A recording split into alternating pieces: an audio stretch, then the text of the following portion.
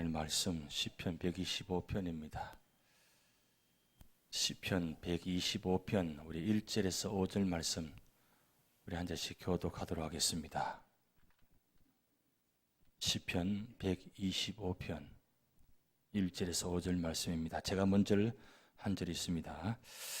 여호와를 의지하는 자는 시온산이 흔들리지 아니하고 영원히 있음 같도다. 산들이 예루살렘을 두름과 같이 여호와께서 그의 백성을 지금부터 영원까지 두루시리로다. 악인의 귀가 의인들의 땅에서는 그 권세를 누리지 못하리니 이는 의인들로 하여금 죄악에 손을 대지 아니하게 함이로다. 여호와여, 선한 자들과 마음이 정정한 자들에게 선대하소서. 합독하시겠습니다. 자기의 굽은 길로 치우치는 자들은 여호와께서 죄를 범하는 자들과 함께 다니게 하시리로다. 이스라엘에게는 평강이 있을지어다. 아멘. 날씨가 더운데 오늘 저녁에 오셔서 감사드립니다. 날씨가 더우면 또 마음도 자꾸 약해지고 또 생각도 약해져서 할 수만 있으면 그냥 집에 가만히 계시고 싶은 마음이 있습니다. 여름이면. 그래도 이렇게 오늘 저녁에 예배 자리를 지키기 위해서 나오신 여러분들 감사를 드립니다. 지금 새소리가 나요. 들리세요? 여기 새 집이 있는 것 같아요. 계속 새소리가 많이 나거든요. 근데 이게 귀찮은 소리가 아니고 듣기가 너무 좋아요.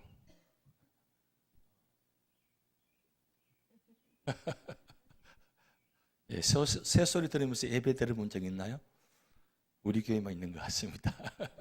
감사합니다. 우리 자연 속에서 예배 드리는 장소입니다. 오늘 말씀은 성전에 올라가는 노래 6번째입니다.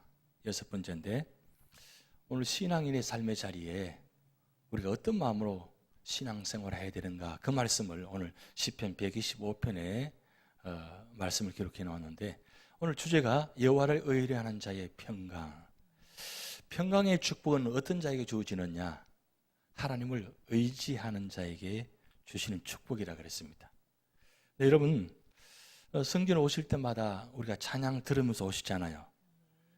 그런데 이스라엘 백성들은 성전에 올 때마다 이런 찬양을 부르면서 오셨다는 거예요. 그래서 시편 120부터 134편까지 성전에 올라가는 노래, 이걸 15판을 편집해 가지고 여기 기록해 놓았어요. 그런데 여러분 보면 멀리서부터 시편 120편이 출발해 가지고 점점 성전의 시온산이 가까워지는 까지 이게 시편 134편까지 이렇게 기록되어 있어요. 그래서 여러분 보시면 시편 120편에 출발할 때는 멀리서 출발했어요. 멀리서 성전을, 지금 성전이 보이지 않습니다. 보이지 않는데 성전이 보이는 것처럼 그런 마음을 품고 오는 겁니다. 왜냐하면 1년에 3번 성전에 올라가잖아요. 그러면 이미 성전에 이미 출입을 열심히 했는 분입니다. 그리고 남자가 20세 이상이 되면 항상 1년에 3번은 반드시 성전에 올라가게 되어 있습니다. 그러니까 벌써 여기에 시편 배경적인 보면 20세 이상 된 분들이 많다는 거죠. 그러면 벌써 예루살렘 성전이 어떤 곳인지, 어떤 장소인지, 어떤 모습인지 다 눈에 들어와 있다는 거죠. 그래서 멀리서 출발했지만 이미 성전은 그렇게 사모하는 곳입니다.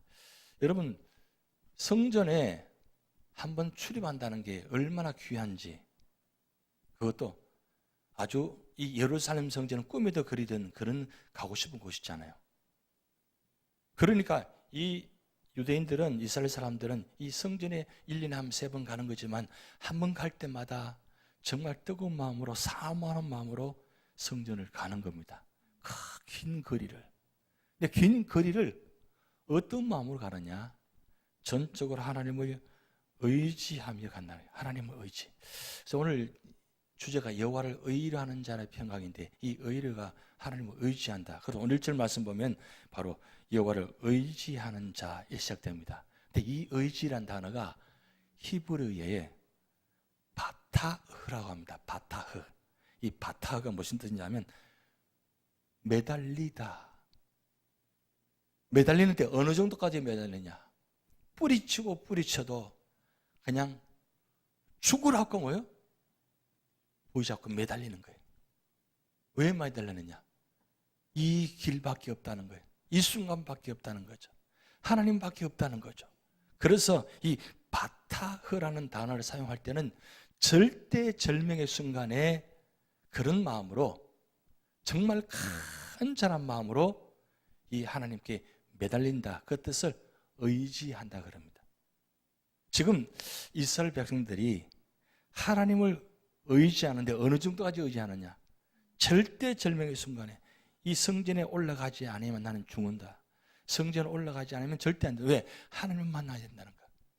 그런 매달리는 심정으로 지금 성전에 올라갑니다. 그래서 오늘 시편 125편은 이 성전에 올라가는 이 장면 속에서 어느 정도까지 하나님을 의지하시는지 그 모습이 나타나 있어요. 그래서 오늘 성전에 올라가니까 우리가 또 노래하는 순례자 찬양 한번 해야 되겠습니다. 노래하는 순례자 한번 우리 찬양하겠습니다. 악보가 여러분 다 그 유물이 다 나와 있습니다. 하늘에 곡조 울리니 내 마음 기쁘도다.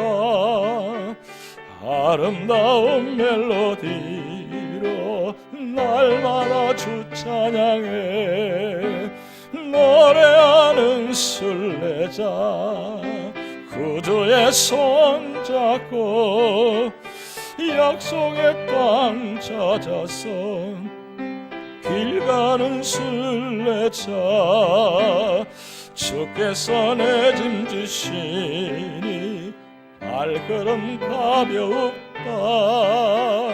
주님의 그 크신 은혜 날마다 찬양하리. 노래하는 순례자 구주의 손 잡고 약속의 땅 찾아서 길 가는 순례자, 언젠가 강 건너 주를 기쁘게 만나리리. 순례자 나가는 길에 두려움 없으리라. 노래하는 순례자 구주의 손 잡고 약속의 땅 찾아서 길 가는 순례자. 아멘.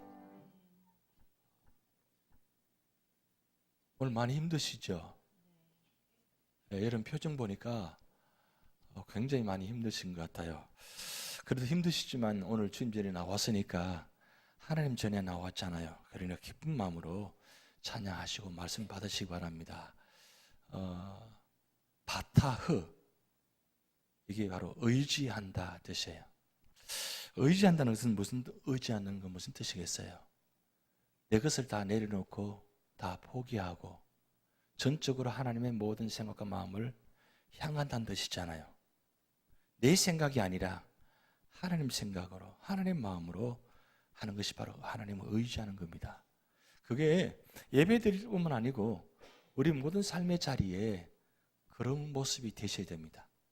그래야 어떤 삶의 자리에 어려움이 찾아오고 아픔이 찾아오고 고난이 찾아오면 이 의지하는 이 줄이 나를 잡고 있기 때문에 아무리 고난과 역경이 다가온다 할지라도 하나님 나를 잡고 계시기 때문에, 내가 하나님을 붙들고 계시기 때문에, 그래서 내가 이겨낼 수 있는 거예요.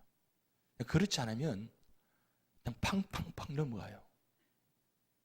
그렇게 믿음이 좋은 것 같은데 말씀도 많이 보고 기도도 많이 하고 예배도 열심히 드리고 신앙생활도 오래 했는데 보면 그 오래 한 만큼의 어떤 성숙함이라든가 완숙함이라든가 그런 모습이 어때요? 있는 것 같아요?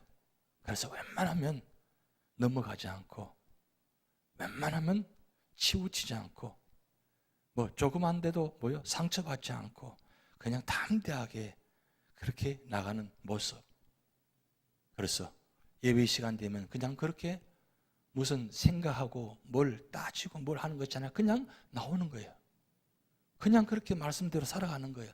삶의 자리에 그냥 다른 생각하지 않고 그냥 말씀 읽고 기도하고 찬양하고, 그게 이 삼박자가 계속 선순환되는 거예요. 찬양하고 말씀하고 기도하고 이 세 가지가 계속 하루 종일 입에서 떠나지 않는 신앙. 그래서 시편 1편에 복 있는 사람은 악인의 길을 따라가지 아니하고, 그다음 죄인의 길에 서지 아니하고, 오만한 자리에 앉지 아니하고, 그다음 2절 말씀 중에 오직 여호와의 말씀을 주야로 묵상하는 자로다.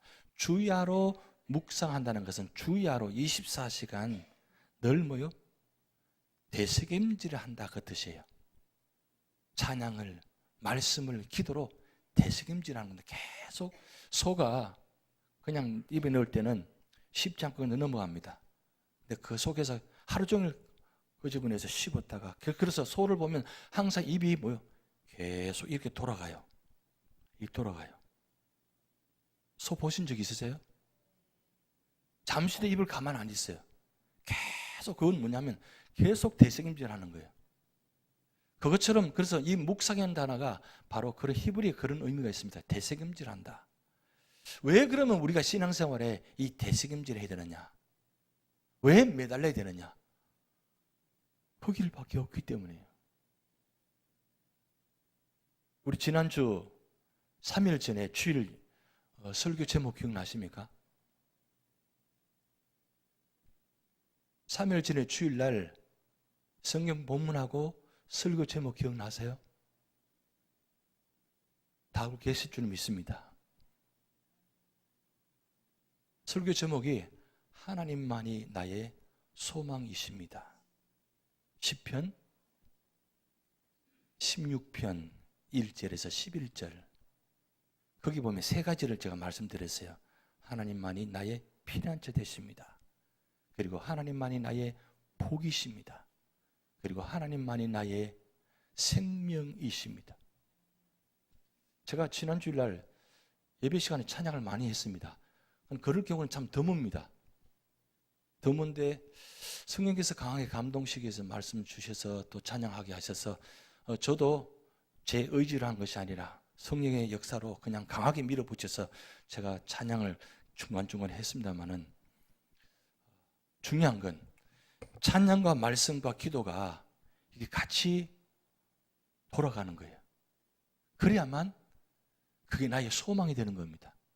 그래서 우리가 신앙생활 할 때 왜 우리가 자꾸 찬양을 많이 듣고 찬양을 많이 불러야 되느냐? 그건 찬양은 하나님 제일 기뻐하시는 일이기 때문입니다. 하나님 제일 많이 기뻐하시는 건 말씀 많이 보는 것보다 찬양을 많이 하는 것을 좋아하세요. 물론 그렇다고 찬양만 하고 말씀을 안 본다, 그건 아닙니다. 그렇지만 우선순위가 찬양입니다. 왜? 하나님 제일 기뻐하시는 일이니까. 그러면 찬양을 하는데 어떤 마음으로? 말씀을 가지고 찬양하는 거예요. 그래서 이 찬양도 말씀을 가지고 지은 찬양이 파워가 있는 거예요. 여러분, 찬양대가 찬양할 때 그냥 간정적인 찬양이 있고 말씀을 가지고 찬양이 있습니다. 그래서 찬송가에는 찬송가가 있고 복음 찬송가가 있어요. 찬송가는 성부, 성자, 성령 삼위 하나님의 이름을 존귀하게 영광 돌리는 찬양 가사가 있는 것을, 그래서 그건 찬송가라고 합니다. 그래서 그 찬송가는 곧 끝날 때는 항상 아멘으로 끝나요. 그런데 아멘이 없는 곡들은 다 복음 찬송가예요. 무슨 뜻이냐면 삼위 하나님을 만나고 난 후에 간정으로 하나님을 찬양하고 이웃에게 선포하는 내용. 그래서 그건 아멘이 없고 대신 후렴이 있어요. 후렴이. 그리고 음표로 보면 찬송가는 주로 2분음표, 4분음표가 많아요. 그런데 복음 찬송가는 4분음표, 2분음표보다는 8분음표, 16분음표가 많아요. 그래서 찬송가를 딱 보면 아멘이 끝나면 이건 찬송가다. 그래서 예배 그러니까 시작하고 설교 전에 주로 찬송가는 대신대로 찬송가를 택해서 곡을 고릅니다. 그리고 설교 이후에는 복음 찬송가를 대체적으로 고릅니다. 왜냐하면 설교 전에는 하나님을 찬양하는 시간이고, 그리고 성가대 찬양 끝나고 성경 봉독부터 우리가 받는 시간이에요. 받는 시간. 그때는 이제 그때부터 말씀을 받고, 그 다음 그 말씀에 마음을 은혜 받고 간증하고 찬양하는 거예요. 이웃에 선포하는 거예요. 이 정도만 알고 있어도 굉장히 유식한 음악인이 되는 겁니다. 굉장히 수준 있는 우리 성도가 되는 거예요. 적어도 우리 찬송가는 이 정도는 기본적으로 알고 계셔야 돼요. 근데 중요한 건 제가 왜 말씀드리냐면, 하나님을 의지한다는 것은 바로 뭘 의지하느냐? 하나님의 전능하심. 여러분, 하나님이 전능하시다는 건 무슨 뜻입니까? 시편 139편 보면 이 전능하다는 말씀, 그 속에는 세 가지 의미가 있어요. 편재성, 전지성, 그리고 전능성. 편재성은 어느 곳에도 다 계신 하나님. 그리고 전지성은 모든 것을 아시는 하나님. 그리고 전능성은 모든 것을 할 수 있는 하나님. 이 세 가지가 한 단어로 묶으면 전능하신 하나님이다. 그래서 성경의 창세기부터 요한계시록까지 모든 장들은 이 전능하신 하나님께서 말씀하신 장면입니다. 그래서 1189장이 다 그렇게 전능하신 하나님께서 말씀하신 기록된 장면입니다. 그렇기 때문에 우리가 말씀 한 구절 한 구절을 볼 때마다 그 마음을 가지고 성경을 보셔야 되고, 근데 그냥 보시는 것이 아니라 어떤 마음으로 보셔야 된다고요? 매달리는 마음으로. 전적으로 하나님, 이 말씀 아니고는 나는 살 수 없습니다. 그래서 그런 전적으로 매달리는 심령으로 말씀을 붙들어야만 그 말씀이 나의 말씀이 되는 거예요. 하나님은 1189년 나타난 이 모든 말씀이 여러분의 말씀이 되기를 원하십니다. 그냥 남의 말씀이 아니고 기록된 문자의 말씀으로 끝나는 것이 아니라 그 모든 말씀이 오늘 우리에게 주신 선물인데, 그 모든 말씀이 나에게 주신 선물이에요. 다 약속의 말씀입니다. 그 약속의 말씀을 내가 붙드는 거예요. 붙들고, 그리고 하나님께 전적으로 의지하고 신앙생활을 나갈 때에 이겨낼 수 있는 거예요. 그래서 오늘 1절 말씀 이렇게 기록됩니다. 여호와를 의지하는 자는 시온산이 흔들리지 아니하고 영원히 있음 같도다. 여기 보면 의지하는 자가 흔들리지 않은데, 뭐가 흔들리지 않나? 시온산이 흔들리지 않는다. 여러분, 산이 흔들리는 거 보았어요? 산이 변하는 거 봤어요? 산이 여기 갔다 저기 갔다 가는 거 봤어요? 그런 게 없어요. 근데 이게 시온산이 어딨냐? 바로 예루살렘을 상징합니다. 근데 예루살렘은 신기하게도 조금 높은 곳입니다. 그런데 이 예루살렘 주변에서 사방 둘레에 다른 산들이 약간 더 높습니다. 또 북쪽 지역은 더 높은 산인데, 멀리서 이렇게 보면, 이 위성 궤도로 보면 다른 산들이 높기 때문에 예루살렘 성은 조금 안으로 좀 분지처럼 쏙 들어가 있어요. 사실은 예루살렘 성은 높습니다.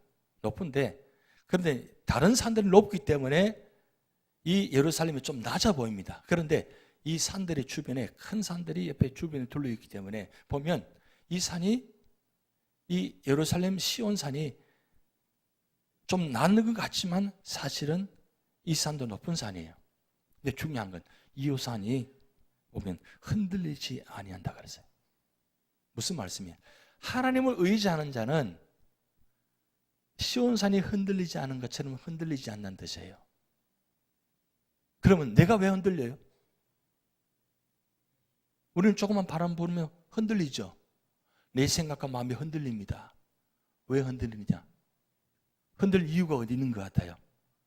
하나님을 전적으로 뭐요? 매달리지 않고 있기 때문에. 매달린다는 것은 무엇이에요? 잡고 있다는 뜻이에요. 잡고 있다는 뜻입니다. 여러분, 예수님께서 베드로가 물에 빠지는 순간에 예수님께서 손을 내밀어서 그를 잡으셨죠. 그러면 예수님이 세게 꽉 잡았을까요? 베드로가 꽉 잡았을까요? 제가 한번 사진을 보여드렸어요. 1월 첫 주에 제가 사진을 보여드렸어요. 위에서 이렇게 탁 잡는데 밑에서 빠져있는 베드로가 탁 잡고 있는 장면이에요. 그럼 누가 꽉 잡고 있겠어요? 굳이 말한다면 굳이 말한다면 누가 꽉 잡을게요? 예수님이 꽉 잡고 계시죠. 베드로가 아무리 꽉 잡고 있다 할지라도 예수님이 꽉 잡아주셔야 안 빠져나가는 거예요. 물론 베드로는 목숨을 다해서 붙잡고 있는 거죠. 왜? 빠져나가니까. 그런데 그 순간을 무슨 하냐? 매달린다는 뜻이에요. 의지한다는 뜻입니다. 그러면 우리 삶의 자리에 여러분 베드로가 빠져가는 그 순간에 예수님을 꽉 잡고 있듯이 여러분 그 예수님 손을 꽉 잡고 있습니까? 지금 예수님 손을 잡고 있다는 뜻은 뭐냐면 내가 말씀을 붙들고 있다는 뜻이에요. 내가 찬양하고 예배드리고 있다는 뜻이에요. 기도하고 있는 뜻이에요. 그걸 내가 하나님을 매달린다는 뜻이에요. 그러면 우리 삶의 자리에 예배 시간만 그렇게 붙잡는 게 아니라 삶의 모든 자리에 언제나 늘 항상 늘 잡고 있느냐 말이에요. 그걸 흔들리지 않나 그래요. 오늘 1절 말씀은 그 내용입니다. 내가 여호와를 의지하는데 그 의지하는 모습에 시온산이 흔들리지 않은 것 같이 내가 흔들리지 않은 거예요. 적어도 우리 신앙이 바로 그 모습이 되셔야 됩니다. 어떤 순간에도 흔들리지 않아야 돼요.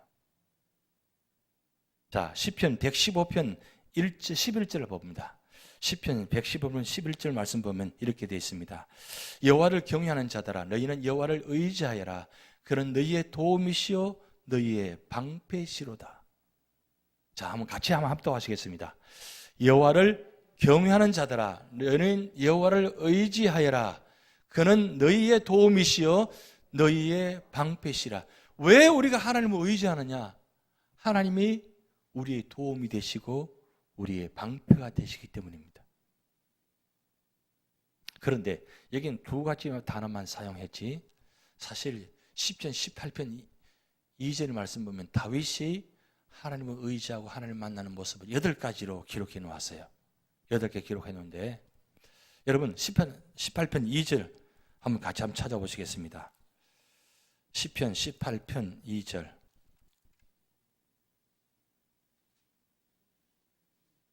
저는 말씀 찾을 때가 제일 좋아요.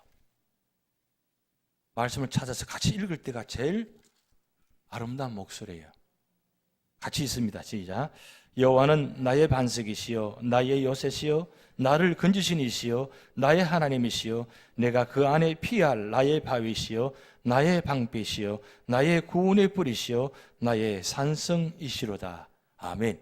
8가지 지금 다윗이 하나님을 의지하는 모습입니다. 그 의지할 때 8가지 모습으로 만나주신 장면입니다. 그래서 다윗이 8가지 하나님의 은혜를 경험했어요. 하나님이 어떤 분인가 8가지나. 여러분 얼마나 놀랍습니까? 그런데 여러분 8가지 이런 도움의 은혜를 받았다면 다윗이 그의 삶이 얼마나 고난이 많은 삶이었고 얼마나 힘든 삶인지 이 말씀만 보아도 압니다.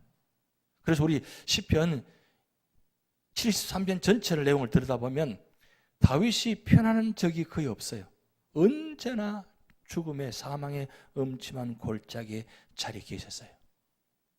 그럴 때마다 주의 지팡이와 막대기로 그를 안위해 주셨어요. 도와주셨어요. 그러면 다윗이 어떻게 그의 하나님께서 그토록 그렇게 보호해 주셨냐? 하나님께 전적으로 매달렸습니다. 다윗의 삶은 한순간 빼고는 그냥 전적으로 다 하나님께 매달린 삶이었어요.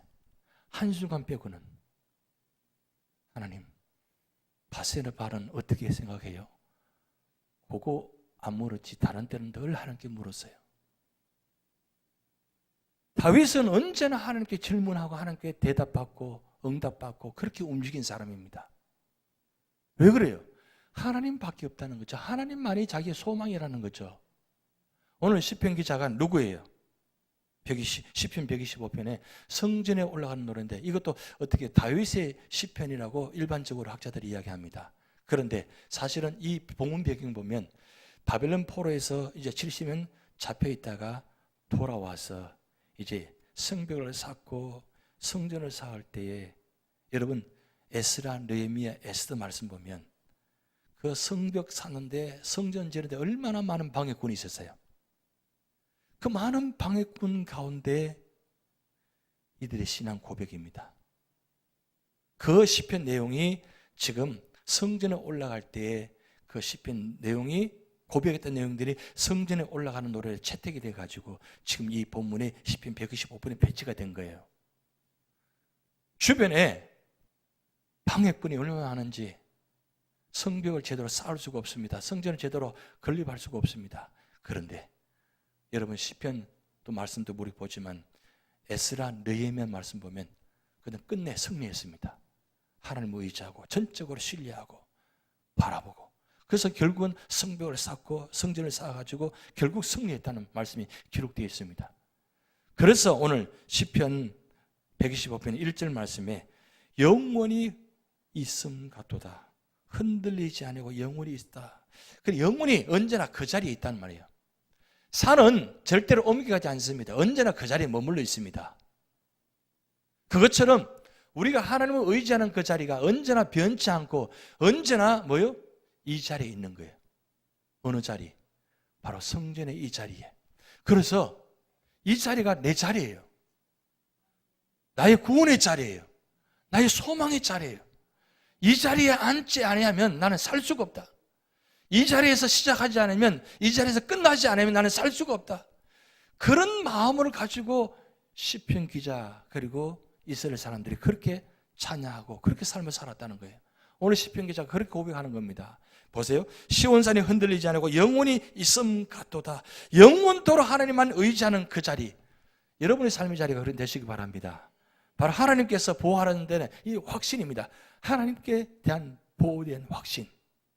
그래서 고린도전서 10장 13절 우리 잘 아는 말씀인데 우리 한번 같이 합독합니다. 시작. 사람이 감당하는 시험 밖에 너희가 당한 것이 없나니 오직 하나님은 이쁘사 너희가 감당하지 못할 시험 당함을 허락하지 아니하시고 시험 당할 점에 또한 피할 길을 내사 너희로 능히 감당하게 하시느니라.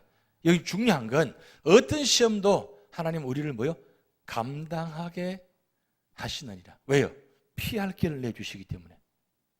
피할 길을 내주시기 때문에 나는 감당할 수 없는데 하나님 기가 막힌 순간에 기가 막힌 자리에 그 순간에 전혀 뚫힌 길이 없습니다. 열릴 길이 없어요. 그래서 막 포기하려는 그 상황에 갑자기 어느 방향이 펑 뚫리는 거예요. 길이 열리는 거예요. 누가 갑자기 나와서 찾아와가지고 나를 구원해내는 거예요. 그래서 감당하게 하시느니라. 보세요. 하나님을 의지하는 자, 시험 당하는 자에게. 그래서 로마서에 보면 사도 바울이 그 로마서 8장 그 유명한 고백이 있잖아요. 8장 36절 말씀에 누가 우리를 그리스도 사랑해서 끊으리요. 그러면서 7가지 장애물을 기록합니다. 환난이나 공고나 박해나 기근이나 적신이나 위험이나 칼이랴. 이 7가지 장애물입니다. 우리 삶의 자리에 이런 7가지 장애물이 나옵니다. 그런데 좀 뒤편에 보면 37편, 38편, 39절 말씀 보면 39절 말씀 보면 10가지 장애물이 더 나와요. 총 합하면 17가지 장애물이 나옵니다. 지상에서 나타나는 장애물, 그리고 38절, 39절에는 공중에서 드러나는 장애물. 그러니까 지상과 공중에서 모든 장애물들이 우리 앞에 놓여져 있는 거예요. 여러분 대표적으로 공중에 나타나는 장애물이 뭡니까? 바로 사탄입니다. 사탄은 공중의 장애물입니다. 그리고 여기 7가지는 지상의 장애물이에요. 이 지상의 장애물이 한 가지가 아니고 7가지를 됩니다. 사방에 우겨삼을 당하게 만드는 7가지 장애물입니다. 그런데 이 7가지 장애물이 있다 할지라도 사도 바울은 뭐라고 고백했냐? 누가 우리를 그리스도의 사랑에 끊으리요? 이 말씀은 누구도 그리스도 사랑에서 끊을 수가 없다는 거죠. 왜 끊을 수가 없는 거예요? 하나님이 나를 붙들고 계시기 때문에. 나는 붙었다 떨어졌다 붙었다 떨어졌다 놓았다 잡았다 놓았다 잡았다 그래요. 그래서 예수님께서 마지막 비유, 이제 겟세마네 동산에서 잡히기 직전에 올라가시면서 성만찬하고 난 다음에 그 겟세마네 동산 올라가시면서 포도나무 밭을 지나가시면서 예수님께서 마지막 비유로 말씀하셨어요. 나는 포도나무요 너희는 가지니. 왜 예수님께서 마지막 비유로 포도나무 가지 비유했을까요? 그건 가지가 나무에 붙었을 때만 상상도 못하는 열매가 맺힌다는 거예요. 가지가 잘라서 열매 맺히는 것이 아니라 나무에 붙었을 때에 가지가 할 일이 아니라 나무에서 줄기가 올라와서 영양 공급하면 가지는 당연하게 그 연약한 줄기지만 포도나무 열매가 주렁주렁 열리잖아요. 여러분 숫자 한번 헤아려 본 적 있나요? 포도 열매. 저 한번 헤아리다가 포기했어요. 너무 많아가지고. 꽉 차 있잖아요. 그게 바로 의지하는 겁니다. 나만 의지하는 거예요. 예수님만 의지하는 거예요. 그래야 하나님께서 보호해 주신다는 거예요. 그래서 시편 기자는 그 보호에 대한 확신이 있는 거예요. 확신. 여러분 확신을 가지시기 바랍니다. 하나님은 나야 하나님은 그래서 확신이 가지시기 바랍니다. 그 확신 한번 확신해 보세요. 예, 지금 왜 확신하는 줄 아세요? 그렇게라도 해야 내가 하나님을 의지하잖아요. 좀 그렇게라도 의지하시기 바랍니다. 그러면서 두 번째 시편 기자가 오늘 말씀하기를 4절에서 5절 말씀 보면 의인을 위한 기도와 악인에 대한 경우가 나타나는데 우리 3절 지나서 4절 5절 같이 읽어봅니다. 시작. 여호와여 선한 자들과 마음이 정직한 자들에게 선대하소서. 자기의 굽은 길로 치우친 자들은 여호와께서 죄를 범하는 자들과 함께 다니게 하시리로다. 여기까지가 5절의 두 번째 제목입니다. 의인을 위한 기도와 악인에 대한 경고가 나타납니다. 그런데 여러분 이 본 말씀이 시편 1편 5절 6절 말씀과 연결되는 말씀이에요. 사람이 가는 길은 두 가지 길이 있는데 두 가지 길은 첫째 의인의 길이 있고 두 번째는 악인의 길이 있어요.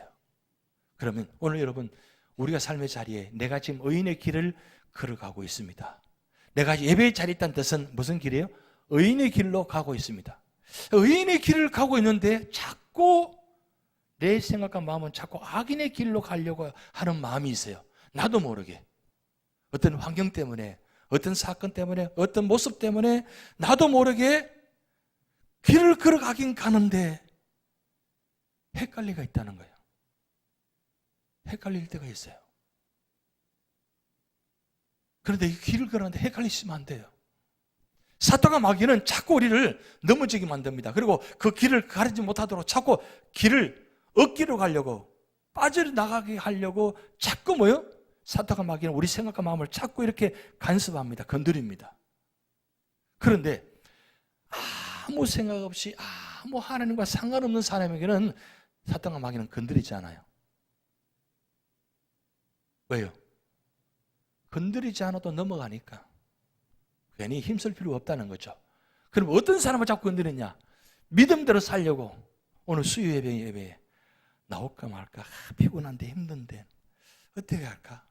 갈까 말까 하다가 오늘 쉬지 뭐. 이 정도는 괜찮아요. 아예 수요 예배는 나오는 날이 아니다. 내가 나오는 한 주일 예배만 나오면 돼. 딱 시간을 정해놨어요. 내 신앙 시간을 딱 정해놨어요. 그 시간만 나오는, 물론 그렇다고 교회 나와야만 내가 하나님의 마음을 담는 건 절대 아닙니다. 세상 속에 그 삶 가운데도 내가 하나님과 언제나 교통하고 언제나 기도하고 말씀 자리에 있으면 그 하나님과 교통하는 시간입니다. 중요한 건 성전에 나온다는 게 참 중요한 겁니다. 성전. 왜 이스라엘 백성들에게 1년에 3배는 반드시 나와야 돼 했겠어요? 1년에 한 번만 나오면 돼. 그러면 되잖아요. 근데 1년에 3번은 반드시 나와야 돼. 근데 반드시 나오는데 그 반드시 나오는 3번 절기가 다 의미가 있는 절기래요. 유월절, 오순절, 초막절 이 3가지가 이스라엘 백성들에게는 절대 잊을 수 없는 자리예요. 이스라엘 백성들을 구원하는 자리입니다. 그리고 농사와 다 연결되어 있습니다. 그렇기 때문에 이스라엘 백성들은 언제나 이 환경과 농사와 그 다음에 절기와 이 모든 것이 다 어우러져 가지고 진행되기 때문에 1년에 3번은 반드시 하나님께 나옵니다. 그게 바로 절기신앙이에요. 근데 왜 그렇게 절기신앙을 지키게 만드셨냐? 그게 하나님과 연결되는 시간이기 때문입니다. 그렇다고 이스라엘 사람들이 3대 절기만 지키고 다른 때는 평소에는 지키지 않았느냐? 아닙니다. 평소에는 회당에서 열심히 예배드리고 말씀을 보고 그렇게 신앙생활을 하다가 3대 절기가 되면 나오는 거예요. 모이는 거예요. 여러분, 이게 모습이 바로 그 모습이에요. 그런데 우리가 길을 걸어가는데 어떤 길을 걸어가느냐? 지금 이 시편 기자가 성전을 향해서 걸어가고 있습니다. 걸어가고 있는데 악한 자들이 옆에 자꾸 이 성전까지 가지 못하도록 자꾸 방해하는 거예요. 자꾸 힘들게 하는 거예요. 그런 일들이 많이 있다는 겁니다. 근데 오늘 시편 기자가 오늘 4절 5절을 가지고 우리에게 주신 교훈은 바로 그겁니다. 어떤 상황이도 의인의 길은 여호와께서 인정하시지만 악인의 길은 망하리로다. 그게 바로 시편 1편의 5절 6절 말씀이 나와 있어요. 그렇기 때문에 우리가 할 수만 있으면, 할 수만 아니라 어떤 상황에도 내가 의인의 길로 가셔야 됩니다. 의인의 길로 간다는 것은 내 생각과 마음이 언제나 정직하고 바로 구분을 되게 언제나 하나님 앞에 살아간다는 뜻이에요. 조금이라도 세상 속에 치우지 않고 내 마음과 생각이 자꾸 다른 쪽으로 향하지 않고 어떻게 하면 내가 마음이 생각이 자꾸 흩어지려고 할 때에 자꾸 말씀을 가지고 찬양과 기도를 가지고 하나님께 집중하도록 하는 거예요. 그래서 찬양과 말씀과 기도가 끊이지 않는 거, 이거 바로 그겁니다. 찬양 끊어지면, 말씀이 끊어지면, 기도가 끊어지면 나도 모르게 입술 속에서, 내 생각 속에서 어때요? 불평하고 원망하고 세상적인 모습이 나타난다는 거예요. 그게 바로 신앙생활의 삶 속에 참 힘든 부분입니다. 그런데 오늘 시편 기자가 그걸 이야기합니다. 우리가 가는 길은 의인의 길이기 때문에 하나님께서 인정하시고 끝까지 구원해 주신다는 거예요. 그래서 시온산을 향해서, 시온상을 향해서 예루살렘에서 향해 하는데 끝까지 가라는 거죠. 어떤 방향이 달지라도 끝까지 가라는 거예요. 왜요? 거기가 승리해야 되니까. 그런데 세 번째 중요한 건 뭐냐면, 이렇게 하나님을 의지하고 그리고 하나님의 확신을 가지고 기도하는 자에게 어떤 축복을 주시느냐? 세 번째, 마지막 5절 하반절에 이스라엘에게는 평강이 있을지어다 그랬어요. 평강이 있을지어다. 이 평강이라는 단어가 구약에는 가장 대표적인 단어가 민수기 6장 24절에서 26절 말씀이에요. 구약의 축복 기도. 여러분 생각나십니까? 여호와는 뭘 주시기를 원하신다고요? 복을 주시기를 원하시고 지키시기를 원하신다. 두 번째, 여호와는 우리에게 얼굴 바라보시면서 은혜 주시기를 원하시고, 그리고 세 번째, 여호와는 우리에게 얼굴을 향하여 드사 평강 주시기를 원하노라. 복도 중요하고 은혜도 중요합니다. 그런데 마지막 세 번째, 이 평강의 축복은 외적인 축복이 아니라 내면적인 축복입니다. 이 내면적인 축복. 지금 성전을 향해 달려가는데 하나님께서 이 시편 기자에게 어떤 마음을 주시냐? 평강의 축복을 주시는 거예요. 평강한다는 것은 그 마음에 기쁨이 있다는 뜻이에요. 감사가 있다는 뜻입니다. 지금 시온산을 향해 가는데 방해물이 많습니다. 장애물이 많습니다. 근데 그걸 뚫고 이겨내서 갈 수 있는 힘은 뭐냐면 하나님께서 그에게 마음에 평강을 주시니까 너무너무 좋은 거예요. 여러분, 그래서 성전에 나오실 때 불편하시면 안 돼요. 그래서 여러분 성전에 나오실 때 하나님 나에게 평강의 축복을 주시옵소서. 그리고 예배 끝나고 나가실 때도 하나님 평강의 축복을 주시고 우리 모든 삶의 자리에 하나님 평강의 축복을 주시옵소서. 여러분 그렇게 기도하셔야 돼요. 이 평강이 우리 삶의 자리에 가장 중요한 기본입니다. 기초예요. 여러분 그래서 이사야 26장 34절, 3절 4절 오늘 새벽에 읽은 본문의 말씀입니다. 이사야 26장 우리 3절 4절 같이 있습니다. 주께서 심지가 견고한 자를 평강하고 평강하도록 지키시리니 이는 그가 주를 신뢰함이니이다. 너희는 여호와를 영원히 신뢰하라.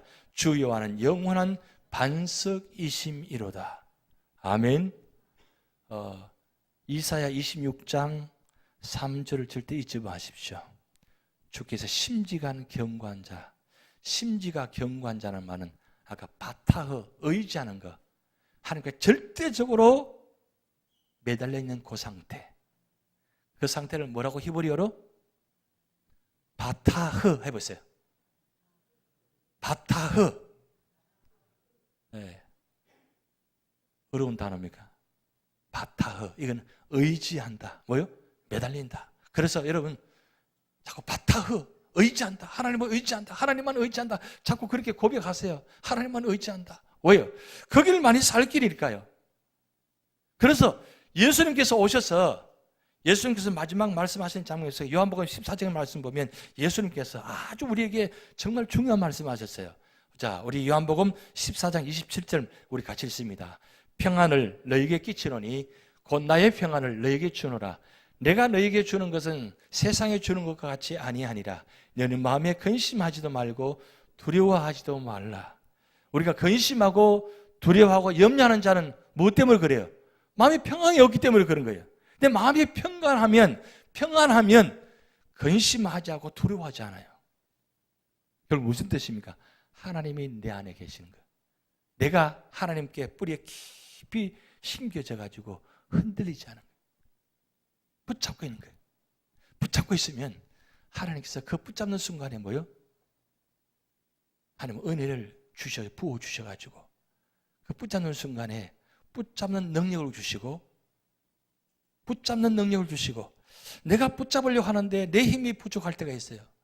근데 하나님께서 예수님께서 베드로를 잡는 것처럼 그렇게 꽉 뭐요? 붙잡아 주시고 그리고 붙잡는 능력 가지고 주시는 거예요. 그러면 우리는 이길 수 있는 겁니다. 그래서 그냥 잡을 때 그냥 잡는다 하지 마시고 뭐요? 나는 예수님을 잡는다고. 그래서 어떤 분들은 늘 주먹 쥐고 다녀요. 왜 주먹 쥐고 다니냐? 나는 예수님 손 잡고 간다고. 그리고 우리가 만날 때 인사할 때 손 잡잖아요. 예수님 손 잡는다 생각하고 잡는 거예요. 그렇게 마음을 가지고 삶의 자리에 있을 때 하나님은 우리 삶의 자리에 우리에게 평강의 축복을 주시는 거예요. 자, 바타흐. 네, 하나님만 의지한다. 하나님만 의지한다. 승리하시는 여러분 되시기 바랍니다.